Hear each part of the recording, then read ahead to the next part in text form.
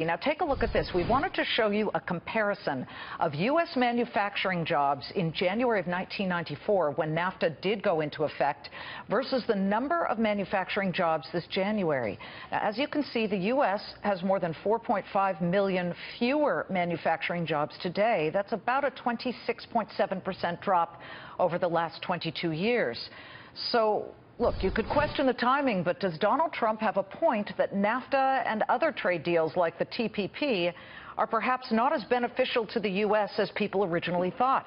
Joining me now in a Fox Business exclusive, former U.S. Trade Representative Ambassador Ron Kirk, who helped advance free trade agreements with nations like Korea, Colombia, Panama. Welcome, Ambassador.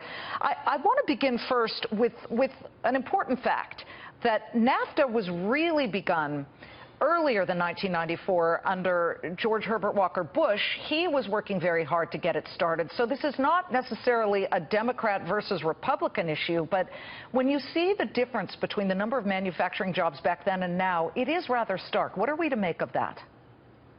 Well, I think you have to look at it in a more holistic way, Liz, and I think it is, NAFTA's become sort of an easy whipping boy for every job in manufacturing lost. But I was talking to a friend, a very good friend today that I've worked with in the automotive industry, and he was sharing with me the number of workers involved in producing cars today versus 20 years ago. We're selling more cars, but we're doing it with fewer workers, and a large part of that is because of innovation and automation. Now, there's no question, when you open up for global competition, there are going to be industries that lose out because another company has got a more innovative or creative product.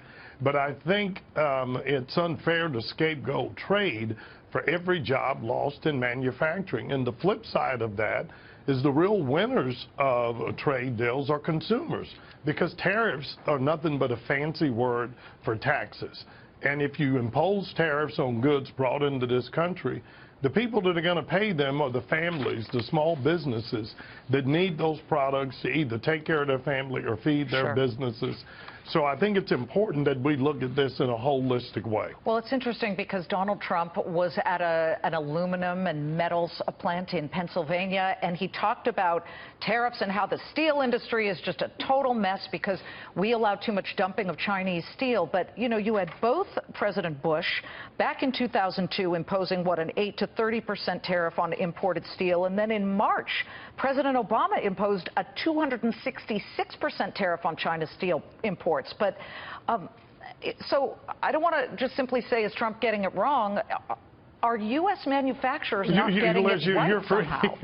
You're free to say, look, I've read Mr. Trump's program for turning this around. And interestingly enough, much of what he prescribes, we have done. Our administration, as well as the Bush administration, dealt with China dumping products. The Obama administration has filed more trade-related lawsuits and won them all against China than any. And we have to continue to be vigilant to do that. But look, the other side of this story is, if you take all of North America combined, we're 500 million people. That's not half the size of China or India or Africa or Brazil. And we are stronger if we form an integrated unit to compete these new economic powerhouses. What are we doing wrong? How do we then, and I'm not a fan at all of standing in the way of any innovation, so you're right on that point. Robotics, iPhones, things that replace jobs. We've got to find another option or an opportunity for our manufacturing people who have lost their jobs. By the way, I just want to make a quick reference. You just saw John Kerry, Secretary of State. He is at that meeting, and we just saw a shot of him at the moment. But what are we doing wrong in that we're not figuring out a way to help people who have been displaced by innovation? Well, one of the tools that the Obama administration has fought very hard for, and unfortunately there's some on the other side of the aisle that proposed it, is an expansion of the Trade Adjustment Assistance Program that takes those workers who are very good workers and through no fault of their own have lost their jobs, but get them retrained for a new industry. But Liz, the underlying issue is we are moving from an industrial economy to a high-tech, innovative economy. It's going to require different skills, and it's why this president, and I think you see governors around the country understanding it's more important now to have the most educated and highly trained workforce in the world.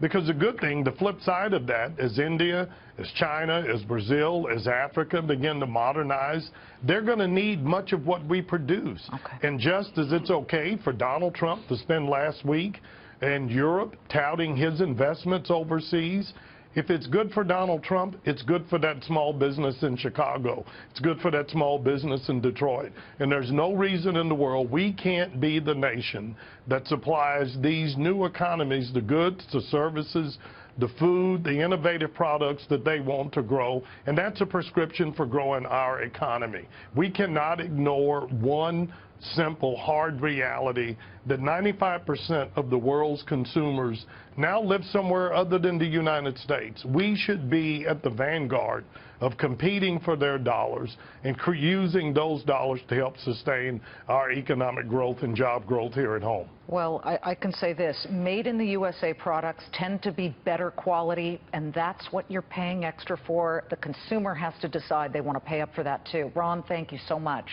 We appreciate it. Liz, thank you for having me. Ron Kirk is former U.S. Trade Representative. We just